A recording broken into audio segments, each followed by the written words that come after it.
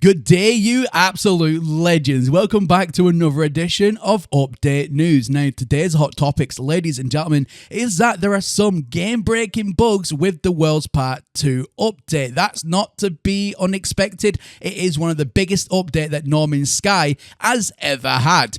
But fixes are on the way. So in today's video, we're going to go over exactly what those fixes do include that are right now being pushed over to experimental, and they will be hitting console and normal public branches in due course. But before we do get into today's video, ladies and gentlemen, as we all know by now, YouTube goes ahead and unsubscribes you, the viewer, from your favorite YouTubers without your knowledge or consent. It is, to this day, still a prevailing problem. And even now and again, I still get messages saying I thought I was subscribed to you, not heard from you for a while, and I had to physically look you up and then realize for whatever reason I was unsubscribed, so I've had to resubscribe. So please just double check that for me. Resubscribe if you need to, or if you have been watching me for a while and you like what I do, then why not consider hitting that subscribe button? You definitely won't regret it. Anyways, ladies and gentlemen, let's get right on into today's video. We have a lot to cover today. Okay, so as you can see on screen right now, we have a load of patches that are being put up right now. Experimental branch is currently live over on there, which means it will be on there until around about 3 or 4 days, anywhere upwards to a week to be fair, and then they'll push it over to public branch. When that happens, it will then go to Sony for PlayStation, Xbox for Microsoft, and you will get it on your systems. But make sure, ladies and gentlemen, when you do get this update, you apply it straight away because it fixes a lot of ongoing issues. So first up, we have fixed an issue that could cause the Interstellar multitools to become blocked after failing to learn a required product recipe. Fixed an issue that could cause the Interstellar multitools to become blocked after creating a new system at the Atlas, and the same again, but this one says after even just arriving in the created system, which essentially means even just starting off this new quest line in order to unlock the new gas giants and obviously the big water worlds. Even just by sorting that out and trying to do the mission in order to complete that could cause some major issues, and that has been reported on my end. A lot of people are having these problems, so hopefully that will be fixed. Added a refiner recipe to allow the creation of quartzite from activated quartzite and carbon. So if you was having that issue wondering how you get normal quartzite, there you go. Fix a visual glitch with mission icon for the Stellar Multitudes. Again, more with the new mission lineup.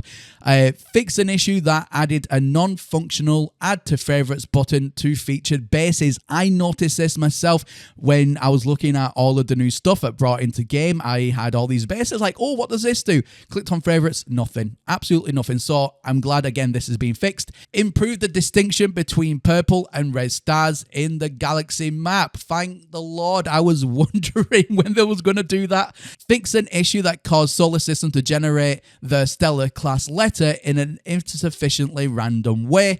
Fixed an issue that could cause the Nautilon to be launched out of the sea when the frame rate became low. I have experienced that. It wasn't when my frame rate was low, but just by placing it physically on the ground, my entire Nautilon went bang straight out. Well, when I say on the ground, in the sea, it just literally went flying over my head, and I even showed that in the last video. Fixed an issue that prevented the Starborn Phoenix from hovering. Fix a number of audio issues, hopefully with the butterflies.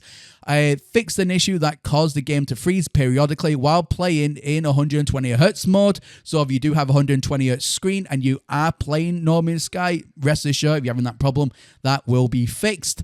Fixed a number of animation glitches in the Nomad suspension when driving over water. Fixed a number of visual glitches with sea creature death animations. Fixed an issue that caused the analyst visor background to fail to render in VR. Fixed an issue that caused all geek eyes to be the deepest black. It's like they're looking into your soul. Fixed a rare issue that allows some water plants to grow forest leaves. Fixed a number of visual glitches in the shadow system.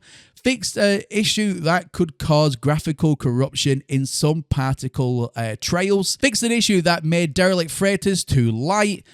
To be fair, they did need a bump in brightness a little bit, but I get it. It's meant to be like a spooky thing, so fair enough. Fixed an issue that caused some glowing textures to appear to be too muted. Fixed a number of visual glitches when descending to a planet. Fixed an issue that caused a visual glitch around the Starship engines. Fixed an issue that caused textures on Relic worlds to be low resolution for Switch. That's nice. And, hopefully if you're having any issues on Switch, ladies and gentlemen, hopefully a lot of these will get sorted as well. Fix a number of graphical issues on Mac. Fix a number of crashes related to camera positioning. And then the same goes for Starship navigation. Now this next one, ladies and gentlemen, is a massive one. I'll explain why. Fix a crash specific to some integrated AMD GPUs. Now, why does that affect you, especially if you are on console? Well, Sony and Xbox both use integrated AMD graphics GPUs inside of their chips, and the console that you have right now has an AMD graphics card per se. It's integrated. So at the moment, there has been tons and tons and tons of reports, especially that I've seen online, especially that people are getting black screened, white screened, all kinds of craziness. But just to be rest assured that it has not corrupted your game, not corrupted your save. There was a post from Mr. Martin over on Twitter. Now, a bit of back context for him. He is a lead engine developer at Hello Games, working currently on No Man's Sky, fixing issues. And that's exactly what he said. It is a graphical issue and it doesn't corrupt any game files or saves. So hopefully when this patch goes live, you will get that fix. There was an attempt to fix it, I believe yesterday, that patch went live to fix that issue. Unfortunately, it did for some, but not for others. But this is going to be the one that fixes the problem, apparently. So hopefully when this patch does come out, it will fix your issue. Now, ladies and gentlemen, there are a lot of fixes, and obviously we know that whenever there is an update to No Man's Sky, especially even semi-big ones, there are always issues, there are always bugs. It just seems to be the way that it is. However, with this time around, with how big and ambitious Worlds Part 2 was, it's definitely bigger than Worlds Part 1. It is the biggest update to ever hit No Man's Sky in its entire history. So expect a lot of problems, expect a lot of bugs, but you can see that the team are working hard to fix them. Frustrating, absolutely, I agree. However, all these issues will be getting ironed out, so do keep anything that happens to you, no matter how small or insignificant an issue does pop up for you, and you think that, just report to Zendesk. Everything that you report to Zendesk will get fixed. So keep on reporting to Zendesk is the best way to get any issue right now solved. So there we go, ladies and gentlemen. That's the latest and greatest when it comes to fixes and bugs and problems. Hopefully, if you are having a problem, it'll get sorted soon. Let me know what you think about all this. Comment section down below. You know what to do. What bugs are you experiencing? Let me know. Comment section down below. And what I'll do is I will send off as a batch file everyone's problems in the comment section like I normally do to the Zendesk on your behalf as well, so we can get more eyes on these problems. So again, let me know everything. Comment section down below. Anyways, ladies and gentlemen, that's everything from me here today. And as always, my name is Professor Cynical, and I'll catch you all again in the next one. Bye for now.